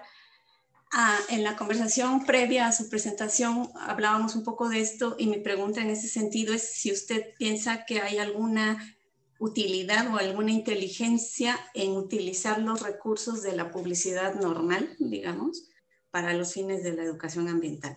Esa es una pregunta. Y la otra es si por todo lo dicho pudiéramos pensar que la virtualidad es un escenario nuevo, no nuevo, pero digamos otro escenario distinto, una ampliación de lo humano, como campo de disputa del discurso. O sea, quiero decir, a diferencia de otros momentos de la historia donde este tercer sector social no tenía voz, lo virtual le permite tener voz, ¿no? Y entrar a este campo de disputa donde solamente se escuchaba la voz del negocio, la voz de lo político, pero ahora entra a un campo más o menos con una cierta igualdad el sector social. Entonces, en este pensamiento es si podríamos concebir a la Internet en particular como este escenario propicio y aprovechable también para las otras voces, ¿no? Y para equilibrar un poquito el terreno. Sin duda, Raquel. Sin duda. Respecto a la primera pregunta, o espabilamos o nos comen el terreno. O sea, yo creo que si ya el destornillador está inventado, ¿por qué tenemos que apretar el tornillo con los alicates? Metamos asignaturas de greenwashing en la formación de los educadores ambientales, también de ética ambiental, ¿no? O sea que el producto de pseudo-educación ambiental y el fraude de determinados programas está servido y hay que aplicar la eutanasia contra ellos, porque son programas que por inercia duran décadas y décadas y nadie lo ha mirado, o se han hecho evaluaciones complacientes y se han mantenido.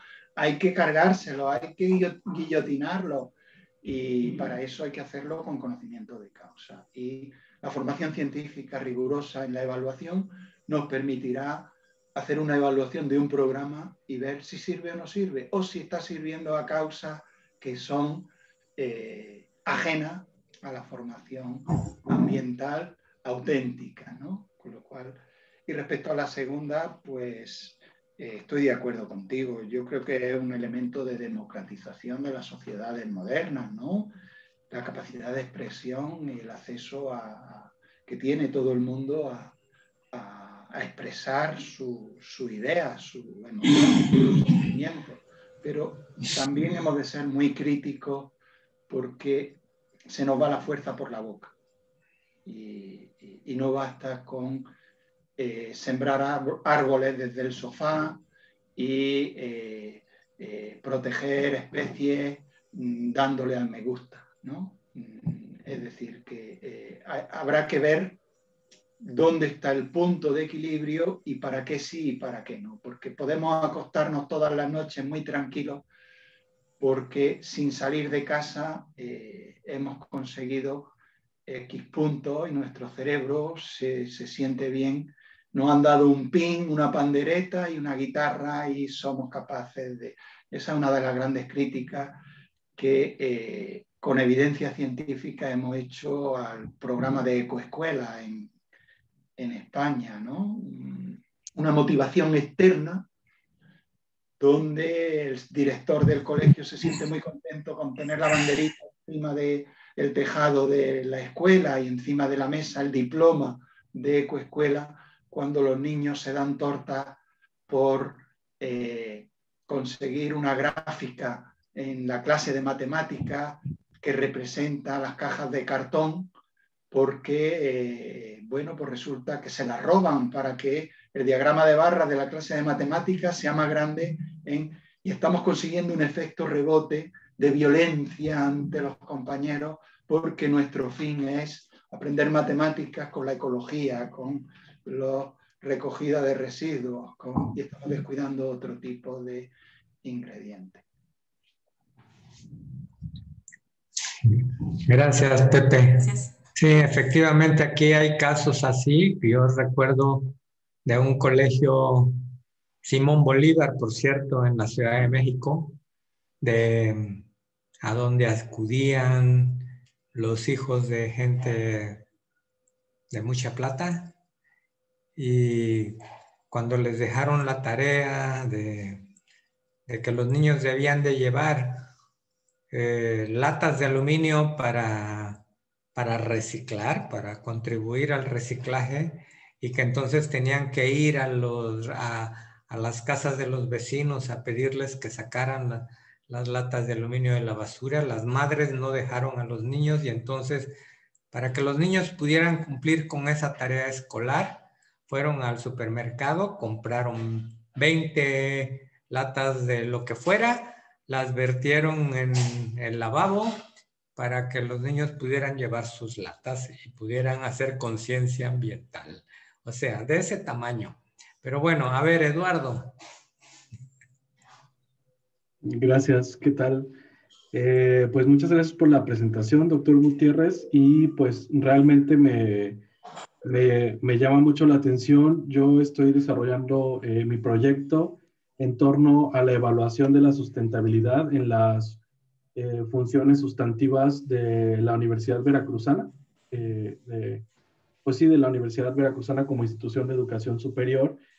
Y pues me centro en la evaluación precisamente porque hay una diferencia entre, a lo mejor, una discrepancia entre el discurso y la acción observable de dicho discurso, ¿no?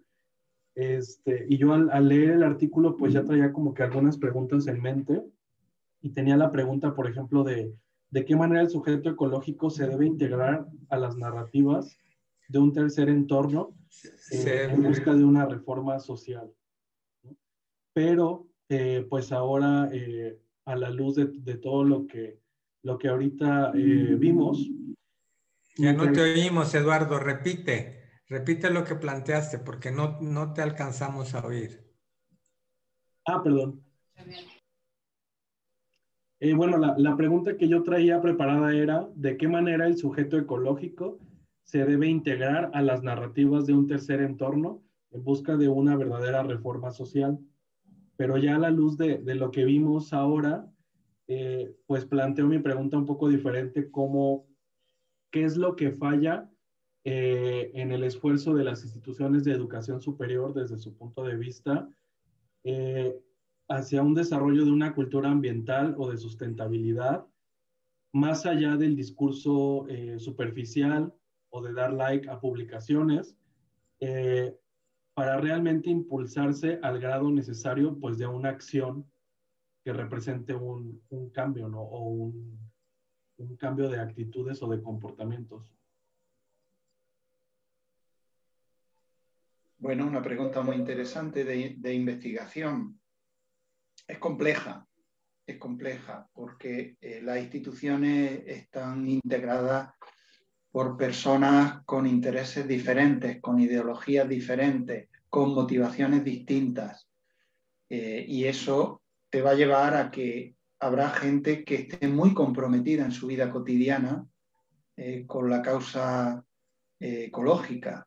Difícilmente no lo va a estar con sus estudiantes, con la manera, con los estilos de enseñanza. Debe de haber una coherencia vital en todo ello, aunque también debe de haber incoherencia. El ser humano somos animales racionales pero somos animales y eso nos lleva a tener mucha incoherencia en nuestra vida. Y también te encontrarás pues, personas que esto de la causa ambiental le parece un disparate, y de manera que las instituciones, por una parte, deberían de tomar medidas normativas. Por ejemplo, la promoción de un profesor debería de pasar por tener una formación mínima en aspectos, no ya te digo docentes. Tú te puedes ver dando una clase de química en el grado de química y no haber recibido formación educativa. Pero en lo ambiental, un profesor de universidad debía de tener algunos créditos, microcréditos o algún máster obligatorio donde viera alguna idea relacionada con la integración en su docencia de aspectos ambientales. Eso como mínimo, ¿no? Y ahí se puede ir también a incentivos. Y el ser humano nos movemos por una motivación interna basada en incentivos, el palo y la zanahoria, pero luego también nos movemos por causas altruistas. Igual te vas a encontrar profesores que están dispuestos a promover a costa de su tiempo libre o a costa de su tiempo extra, pues salidas extracurriculares y actividades formativas para sus estudiantes, o dedicar tiempo extra para prepararse aspectos relacionados con la sostenibilidad. Y bueno, analizar esas tipologías, por ejemplo, puede permitir el diseño de intervenciones en algún sentido. Nosotros estamos trabajando en los 2 últimos años, hemos empezado una iniciativa de formación de profesores noveles en universidad, recién ingresados. En el primer año de ingreso, lo que hacemos es convocarlo a una sesión de trabajo. Procuramos tener una sesión de trabajo no convencional, incluso vinculada a una salida al exterior, cosa que incluso puede ser mal vista en algunas facultades, ¿no? De manera que podamos trabajar esa idea de acercamiento a la sostenibilidad con los 5 sentidos, desde las emociones, ¿vale? Y que permita. Pero el objetivo es muy básico y es profesores de nueva incorporación a la Universidad de Granada, que van a ser los profesores que van a estar impartiendo clases en los próximos 30 años en esta institución. Nos parece que un ámbito de intervención es tirar un dardo y formarlos, cualificarlos para que trasladen y multipliquen, hagan de efecto multiplicador con sus estudiantes en las tareas de protección ambiental, cada uno en su ámbito. Y nos viene gente de derecho, de medicina, de farmacia, de ingeniería, y allí se arma un guirigay, cada uno con su lenguaje, con sus terminologías, con sus metodologías. Y luego finalmente, ya la experiencia que tenemos, estamos en el 2.º año, en la 2ª edición, es que ese primer año se han generado redes sociales y han concurrido a una convocatoria de proyectos de innovación donde también hemos presionado a la institución para que meta la etiqueta sostenibilidad y puedan concurrir con una idea de proyecto que exige que haya concurrencia de áreas disciplinares diferentes, ¿vale? Y le permita hacer una experiencia en un corto proceso de tiempo, en un curso académico, de incorporar alguna actividad a su programa docente, de su asignatura. Y bueno, en eso estamos. Estamos en la 2ª edición y vamos a ver qué va saliendo, ¿no? Gracias, Pepe. Una última pregunta, ya no queremos robarte más tu tiempo, pero Laura Bello ha levantado la mano para pedir la palabra. Gracias. Bueno, en primer lugar, agradecer a Pepe Gutiérrez su participación. Sin duda, esta es fue una presentación que es muy trabajada, muy pensada, y agradecemos y valoramos mucho tu tiempo. Mi pregunta va, o mi comentario, mi pregunta más bien va en el sentido de la formación del profesorado, que es el ámbito en el que estamos trabajando ahora unos proyectos en el instituto. Y los programas de formación de profesorado en educación ambiental son un verdadero desafío porque hay que repensar modos de comprender el medio natural, en fin. Y recién terminamos un programa que en principio iba a ser presencial, pero se trasladó a la virtualidad por la pandemia. Y eso puso en jaque muchas cuestiones que teníamos pensadas. Y una de estas, bueno, construimos el proyecto como eso, como un proyecto con una direccionalidad política, con una intencionalidad, tanto proyecto de educación ambiental, como lo mencionas en tus textos.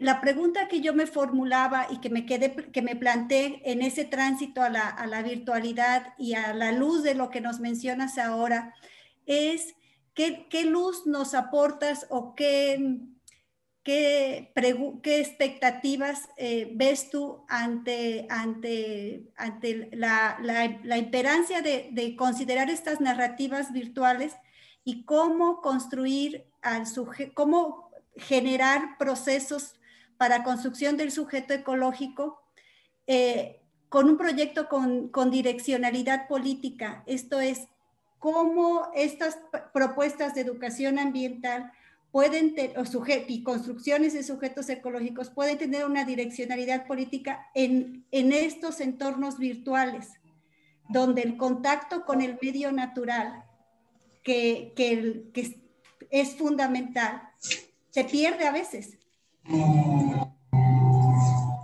Gracias, Laura. Bueno, Hola, Pepe, Laura, a me ver. alegro de verte. Gracias. Sí, es un elemento clave.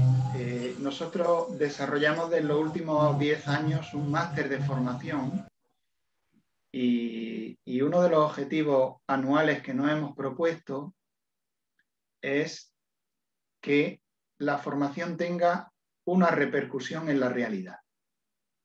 Y cada año pedimos, especialmente en el periodo de prácticas curriculares externas, que esa formación que se va teniendo, que suele ser más de destrezas conceptuales y algo procedimentales, en diseño, en evaluación, nos proponemos que tenga algún tipo de repercusión, de impacto en la realidad, del tipo que sea.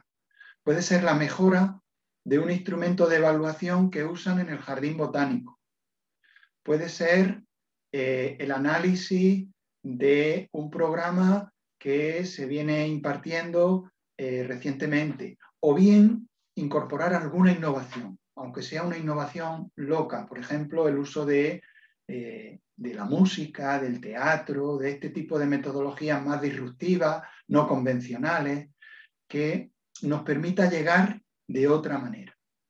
Y aquí la clave del éxito es trabajar con las emociones del interlocutor al que te diriges, ¿no? Y en esto, no sé si hablas de formación de profesorado inicial, de primaria o de secundaria, ¿no? Pero aquí el ámbito de los adolescentes es un hueso muy duro de roer.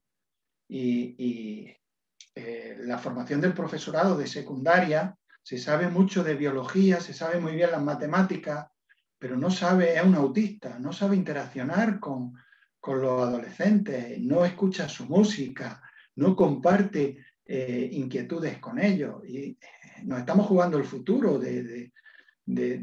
no el futuro de estas personas, el futuro de lo que son, lo que van a ser ellos en su futuro inmediato, ¿no? Entonces, bueno, yo creo que aquí la educación en general tiene un gran reto y es usar otro tipo de ingredientes en la formación y luego dar un sentido de la realidad. Y en esto se trata de ser muy prácticos, ¿no? A lo mejor, pues, un pequeño compromiso y es colgar casitas de nido en el entorno del campus. Bueno, pues mira, ya este año hacemos eso. El año que viene vamos a pensar y vamos a hacer una ecoauditoría a la facultad para ver qué cosas nos parece que se podrían, pero siempre ir más allá de lo que sería el discurso declarativo o el discurso de, bueno, pues de palabra, ¿no? Sino ver, analizar y poner sobre la mesa qué hemos cambiado, qué queríamos cambiar y qué hemos cambiado, ¿no?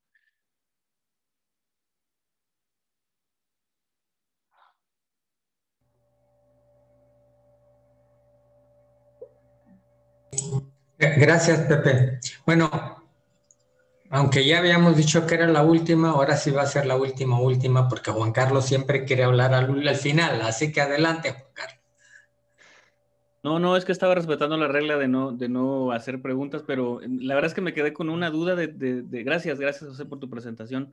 Me quedé con una duda en la última diapositiva que nos preguntabas y tomé aquí nota.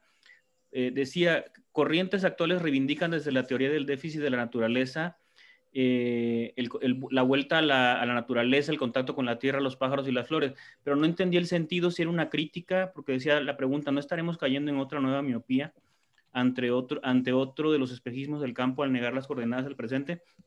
Nada más era una pregunta como para clarificar esa parte que no me quedó muy claro el sentido, ¿no? de ese último... de ese bullet, ¿no? Gracias Edgar también por esta pregunta. Gracias, Juan Carlos. No, el discurso del déficit de naturaleza es un discurso apasionante y muy interesante, ¿no? Hay un par de libros de un americano que es periodista, Los últimos niños del bosque, tiene varias ediciones y ha sacado y renovado, y es un libro muy interesante,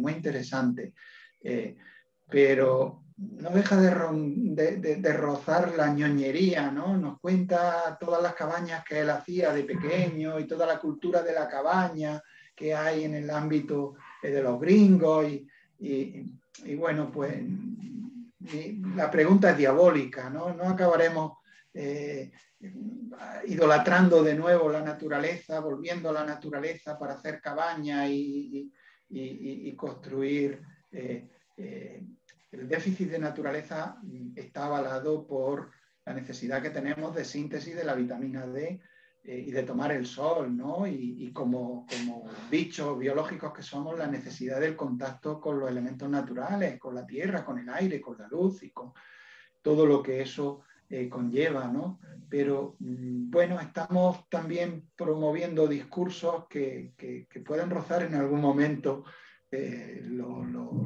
lo sectario, lo bucólico, en fin, era una pregunta un poco trampa, diabólica, para pensar en qué medida, bueno, bienvenidos todos los huertos escolares a las aulas, bienvenidos los árboles a las aulas, bienvenida la naturaleza a las aulas, pero debemos de ir algo más allá de solo eso, ¿no? De solo plantar árboles, no solo desde el sofá con la aplicación de Internet, sino también en el mundo físico.